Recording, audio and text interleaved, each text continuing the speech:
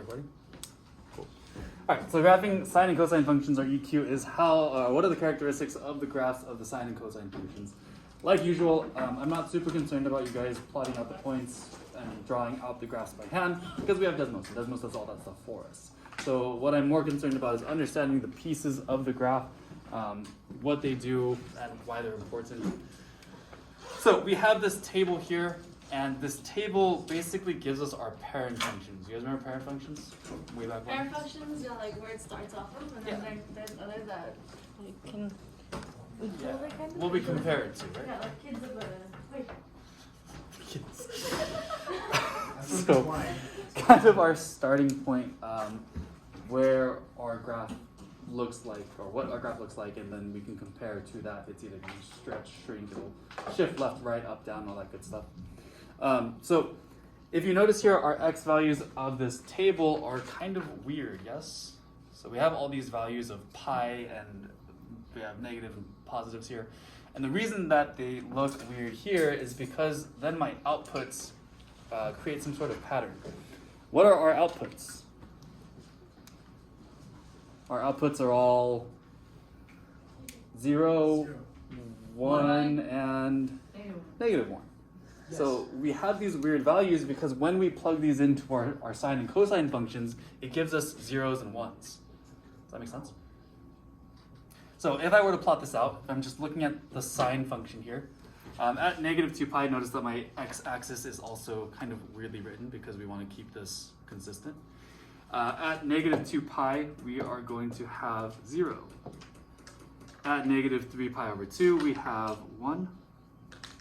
And then we have 0, we have -1, 0, +1, 0, -1, and 0. What do we notice about this? What's happening here?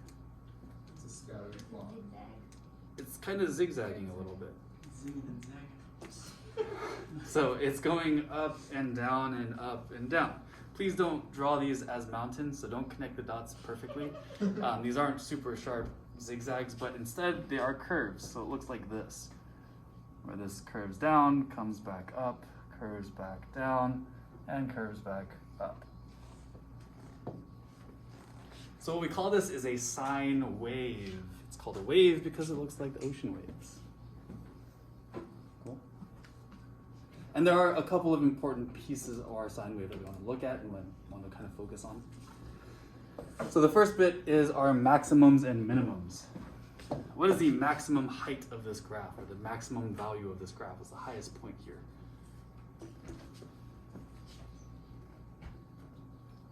1. So our maximum is 1. That's as high as our graph goes. What's the minimum value? What's the lowest point of our graph? -1. -1. So our minimum here is -1. So far, so good? So we have our maximum value, we have our minimum value, and again, this graph is kind of moving up and down. We have 2 new words. One is amplitude. Our amplitude is basically the height of this graph. So if I'm looking from 0 to the highest point here, this is going to be my amplitude.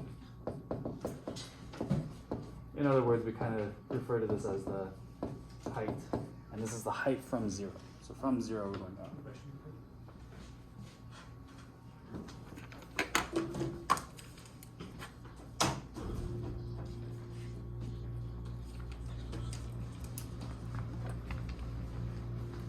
So we have our amplitude, and we also notice that this graph is kind of repeating itself, yes?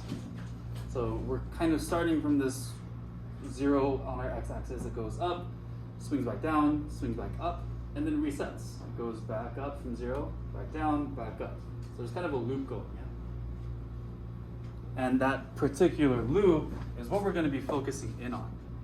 So we're looking at 0, up, down, and back up. And this is the part of the sine wave that we're focusing in on. This is what's important to us. Does that make sense? So our sine wave is always going to have this same shape because we're only going to be focusing on this part of our wave. So So starting at 0, going up, going down, ending at 0. Because if I were to copy paste what I highlighted just now, I can copy paste it over and over again and it'll make the same wave. And this goes on forever in both directions.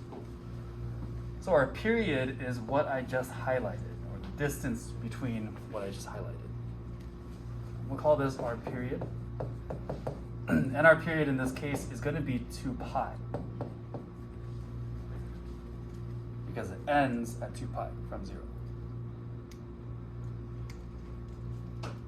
We call this line itself a cycle, and the distance that the cycle exists on is our period. Does that make sense? So far, so good. Any questions?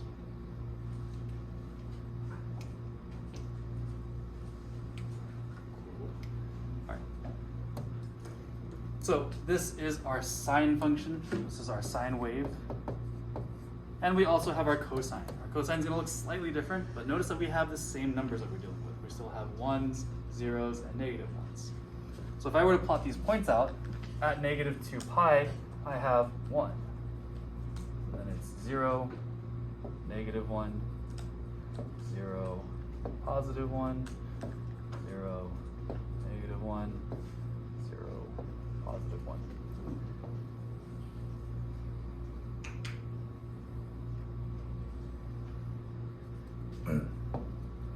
What's different about this graph versus the first one? Is there anything different? Is there any similarities?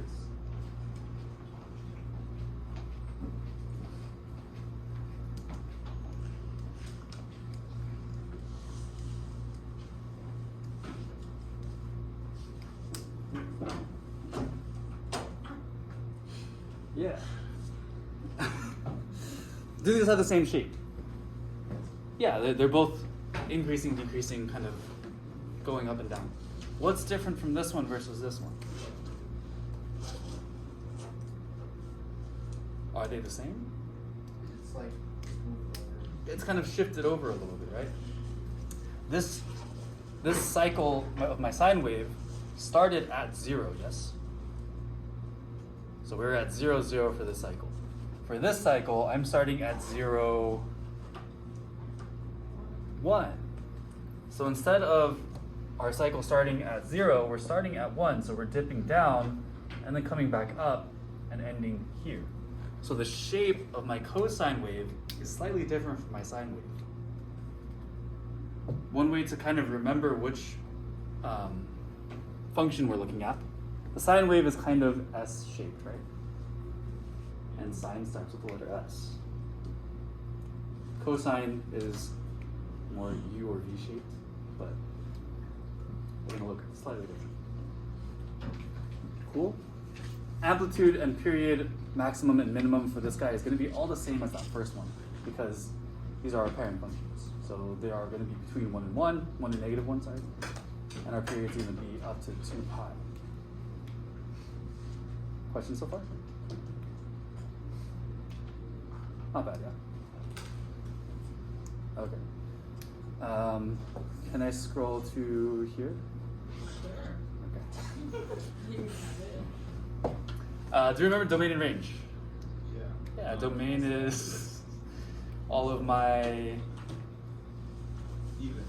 x values.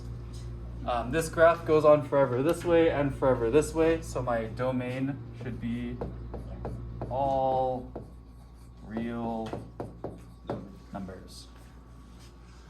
What's my range? My range is my y values, so what y values am I between on this graph? 1 and negative 1. I can say my range is negative 1, y, positive 1. So between negative 1 and positive 1. The amplitude of the graph is going to be 1/2 the difference of the maximum minimum. In other words, if I take my maximum value, subtract my minimum value, and divide by 2, I will find my amplitude. But there's an easier way to find this, so if you forget this, that's okay.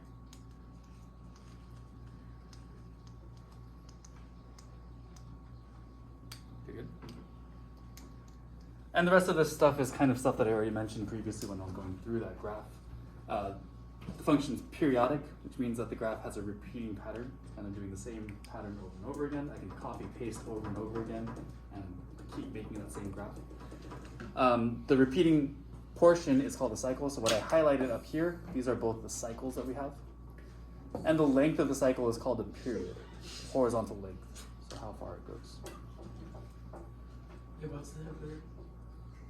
Good.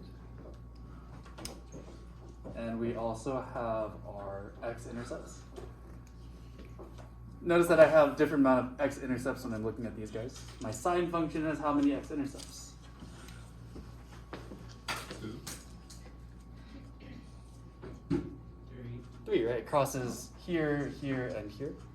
How many x-intercepts does my cosine graph have? 2. 2. 1, 2. I forgot to write cosine. Sorry.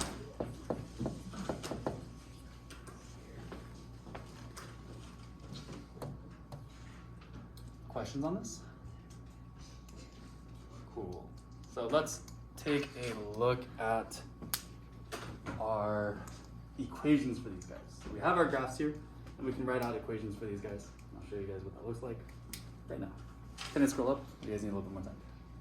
Wait, the first one was sine, right? First one's sine, second one's cosine. Blue one is sine, green one's cosine. Cool. All right. So our functions are going to look like this. Our sine function is going to be y equals sine of x. And that's going to be my parent function. If I just type this into my calculator, it's going to give me what I drew up on the first page. Same with cosine. If I do y equals cosine of x, then I get what I drew on that first page. And I'll show you guys what I mean by actually graphing this out on Desmos. So here I have y equals cosine x, and that's what I drew here. Starts up top, dips down low, comes back up top. And if I do sine,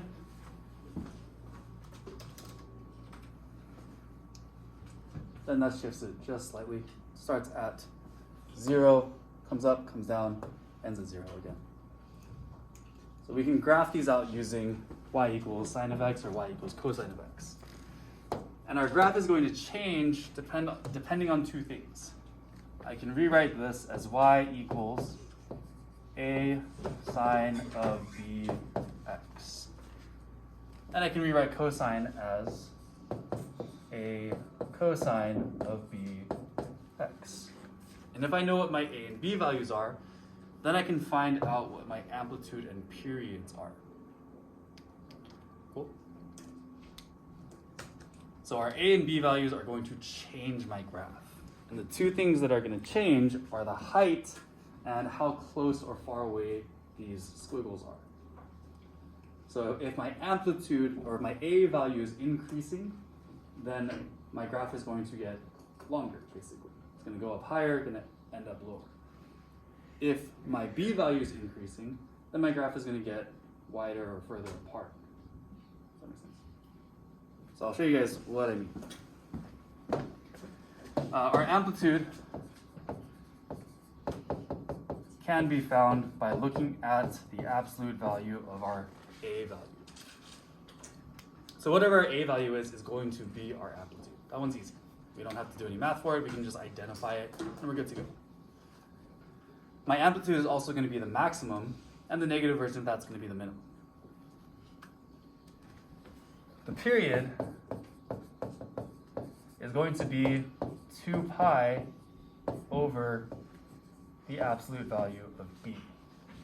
But whatever my b value is, I'm going to divide that into 2 pi, and that gives me my period. And the main things that I'm focusing in on during this section here is what is our amplitude and what is our period. If we're able to find those two things, then we're pretty much good.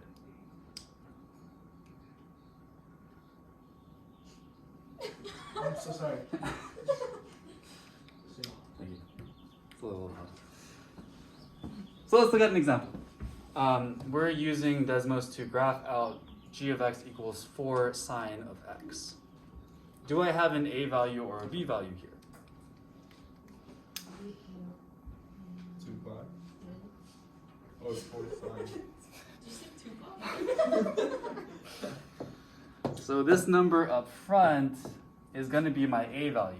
Remember that our form follows here. We have a and b here. So since this number is in front, we're going to call this our a value. So our a value is 4. Do I have a b value? Yes. Yes. Is there a number between sine and x? Not really. So if there's no number there, we can assume that it's 1. Yeah. So if there's no a or b value, we assume that it's 1. What's going on?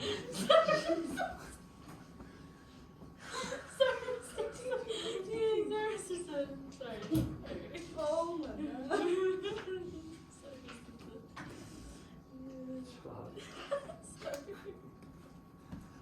So a is 4, b is 1. Again, if there's no a or b value, we can assume that it's 1. So if I'm looking for my amplitude and period, I can use these two kind of equations here, where my amplitude is my a value. So my amplitude is what? 4. 4. Easy stuff. My period is going to be 2 pi over b. Or I can say that it's 2 pi over my b value is 1, which can simplify to just 2 pi. You can write it however you like. Either one works. And notice that my period is the same as our parent function, so that's not going to change the length of the waves. Just going to change the height. So if we know that our amplitude is 4, then my maximum should be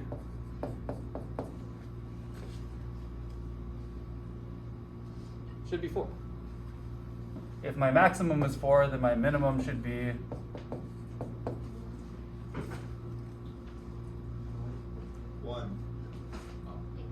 -4.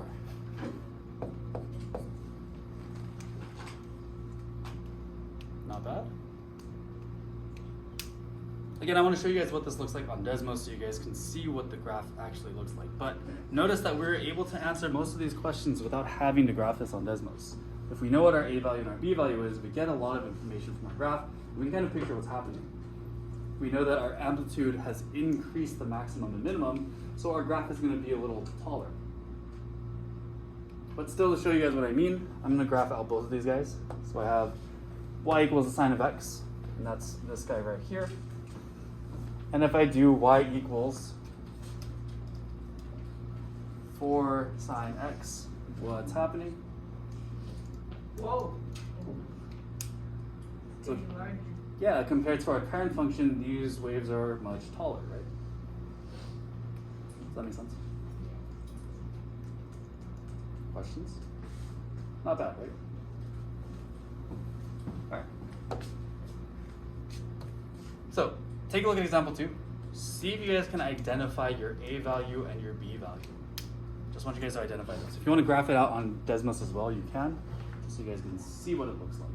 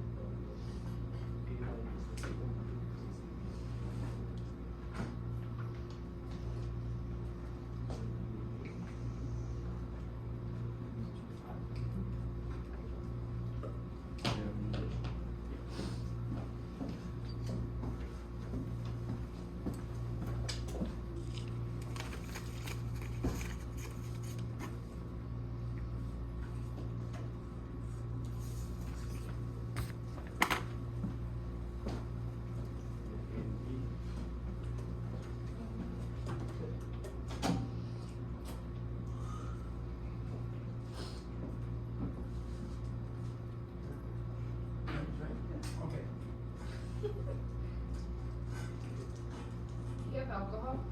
It's not like that. Yes, sir. Okay, so. Yeah. I have a first aid kit that has very little stuff. What's up for now? I have hand sanitizer. Yeah. I have rubbing alcohol. I have the ones you use for when you eat ribs. The wet wipes, yeah. She also has alcohol wipes for the drink.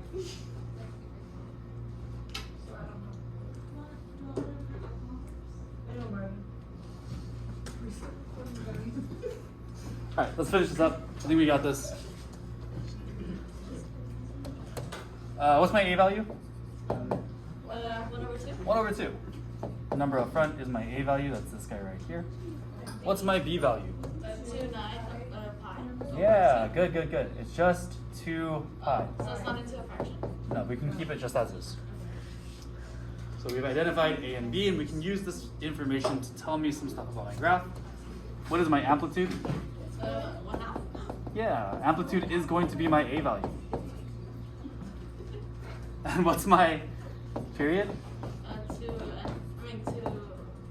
2 pi over, we did 2 pi over B, right? What's my B value? 2 pi. So I'm doing 2 pi over 2 pi. If I have the same thing on top and bottom, what does this simplify to? Simplifies to 1. Just 1. Why the pi does a whole pi? Cancels out. Yeah, it's like having like 2x over 2x. The x would go away. So what's my maximum here? 1/2. And my minimum would be negative 1/2. So what's happening to my graph? If I wanted to picture this in my head, what's happening? Is it small? It's getting Smaller? smaller, right? The amplitude is decreasing, meaning it's not going to be as tall. Also, because we have a B value, it's going to change the width of our waves. They might be further apart or they could be closer together. Let's see what happens. I'm going to type this into our Desmos calculator. So we have y equals cosine x. So this is our original graph, this is our parent function. And if we want to compare this, we're doing y equals, is it 1/2? Cosine, what was it? 2 pi x? Yeah, 2 pi x. What happened? It gets smaller and it gets like faster. Yeah, so the waves are closer together. They're shrinking this way. And my waves are shorter. They're shrinking this way. That makes sense. So if we compare these, see that this starts here and our cycle ends here, as opposed to this guy, cycle starts here and ends here. So they've gotten a lot smaller. Does that make sense? Questions? Cool. Let's write a summary. And numbers 5 through 8, skip the bottom part. Oh, like that? That's it. Not bad. Look at the sauce.